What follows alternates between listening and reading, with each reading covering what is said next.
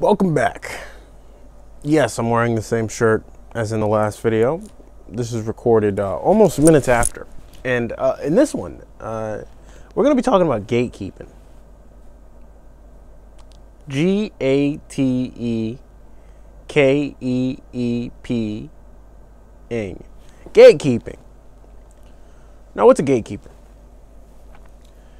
People, in my mind, right, gatekeeping is people who have continually failed up and feel the need, the higher they get or wherever their standing currently is, to keep sometimes people who are more talented, people who are more tapped in, people who need it more, people who want it more, underneath their boot. And I live in, I built, let me start here.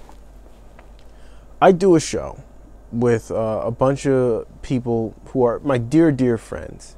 And this group of people used to be a lot larger, but as soon as you start doing things well, people feel the need to critique.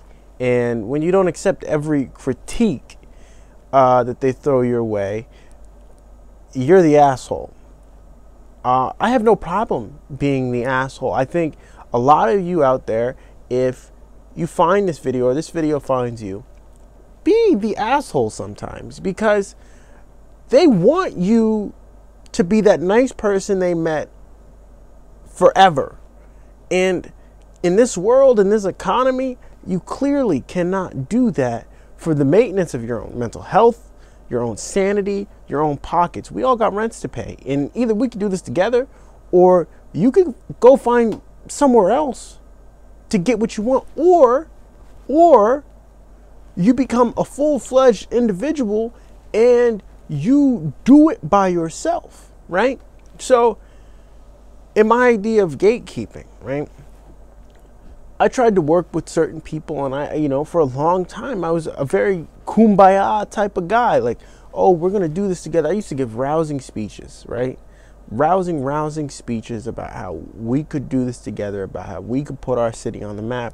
And frankly, the city's on the map, but we didn't do it together. So, I'll tell you this story. I do an event. It's called Market Brewery. I do it with some very talented individuals, a very diverse group of people. And I'm talking about, deeper than, aesthetics. I'm talking about mentally diverse, age-wise, very diverse, very some old people, some young people, some medium people. We make it work, right? And it's big numbers for us. It's like 100 people. Especially during a pandemic, to get 100 people in the room, it's safe. It's an accomplishment. In my area, I was the first person to say, hey, we can't let this thing rule us. We got to rule it. And we got to do it in the safest way possible. So we get 100 people in the room, and we've done it a couple times. And, ever since we've, the better the pandemic has gotten, right? The less people we've actually had, just because, we haven't marketed it much, At this point, it's for us, It's for the people who know about it, When you're selling tickets, you're making a lot of money. But what the fuck is the point of the money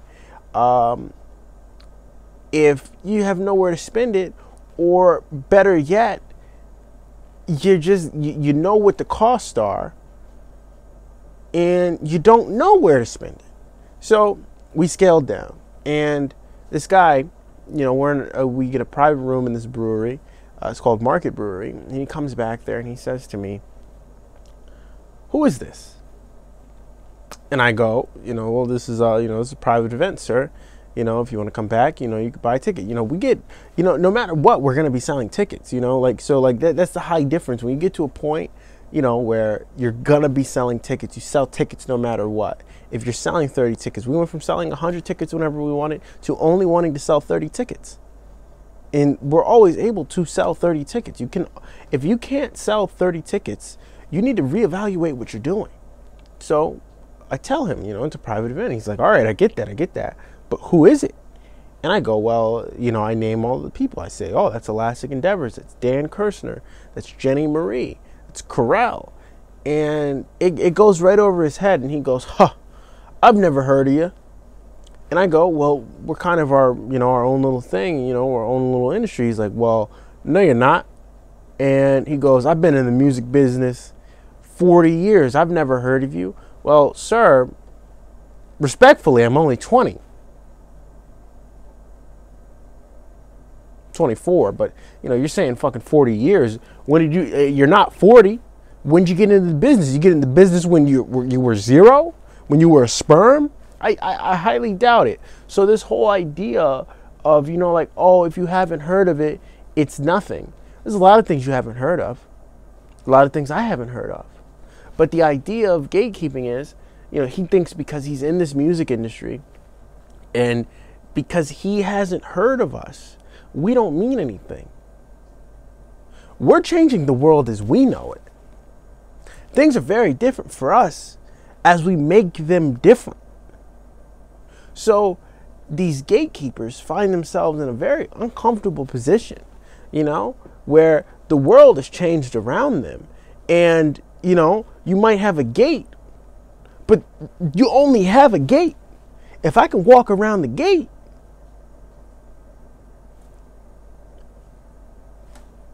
what are you doing? What are you doing? And the thing is, I'm just throwing this out here because we're gonna expand on a lot more of these things. But you will find yourself dealing with gatekeepers, and what you need to know about them is, at one point in time, they had to sacrifice a chunk of themselves to guard this gate. If you know what you want to do, if you know how you're doing it, get it done.